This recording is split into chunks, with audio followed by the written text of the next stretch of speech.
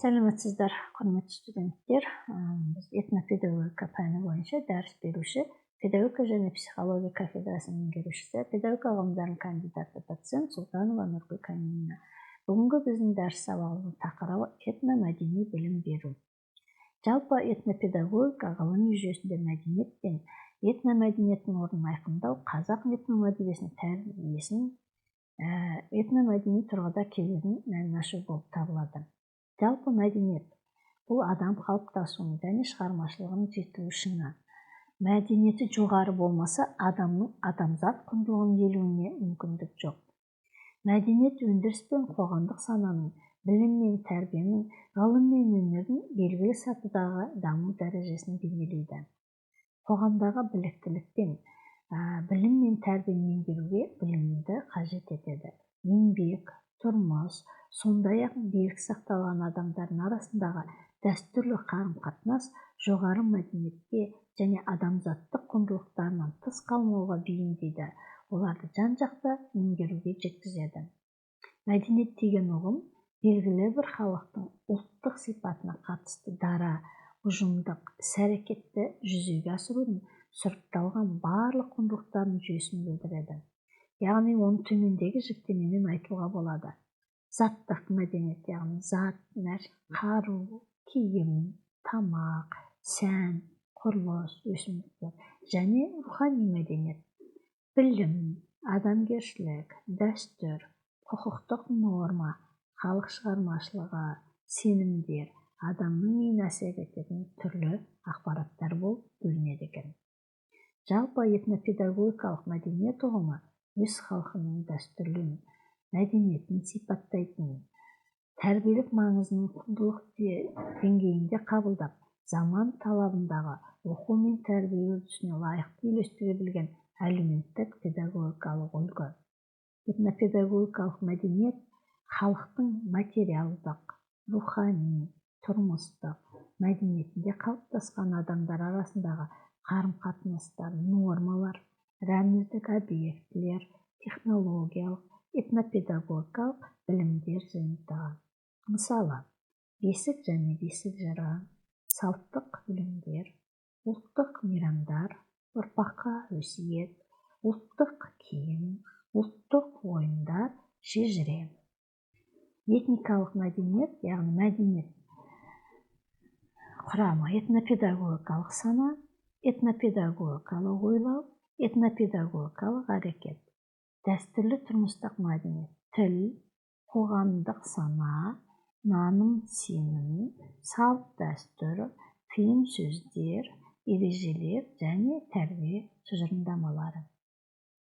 Этномәдени білім бұл дегеніміз баланың мәдени ортаға ену процесі деп санаймыз. Яғни тұлғалық және құрылымдар бірнеше мәрте қайта жаңартылған және бекітіледі. Соның негізінде тұлғаның тұрақты этникалық құрылымы жеткілікті дәрежеде қалыптасады. Этномәдени тәрбие оқу мен тәрбие жүйесінің жай ғана бөлшегі емес, мәдени және тілдік санаулық идеяға негізделген техникалық, ақпараттық жарақтанудың әлемдік деңгейін дәстүрлі мәдени құндылықтармен үйлестіретін тәрбиенің ұлттық жүйесін құру дегенді білдіреді.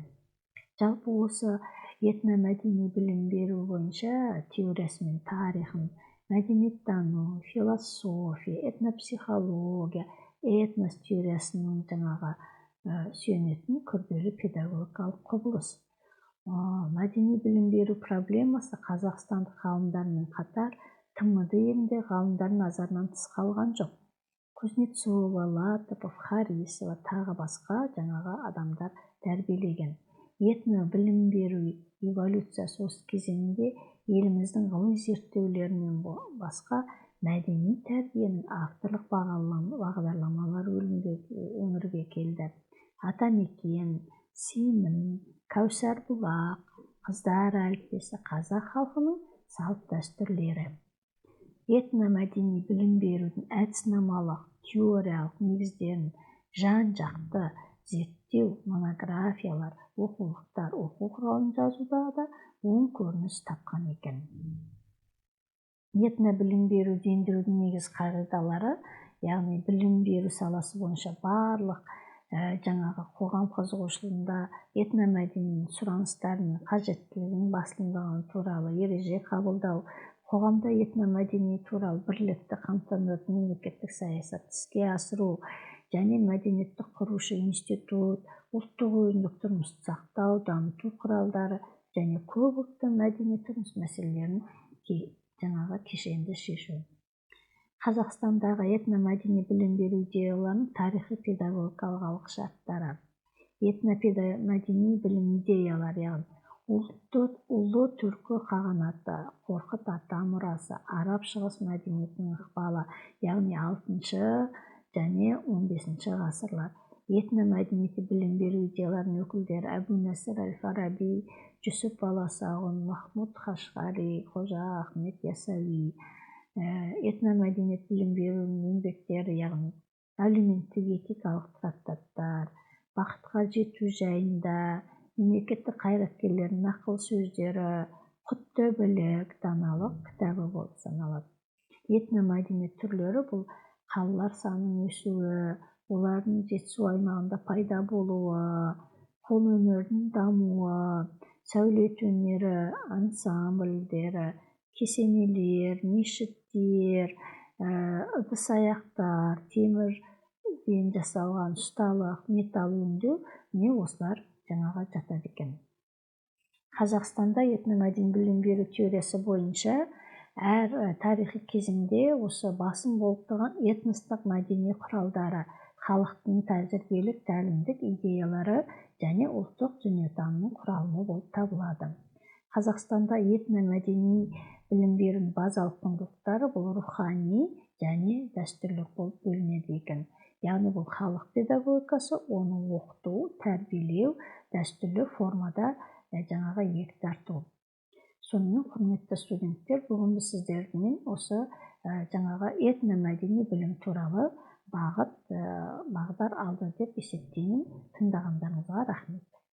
Сау болыңыздар.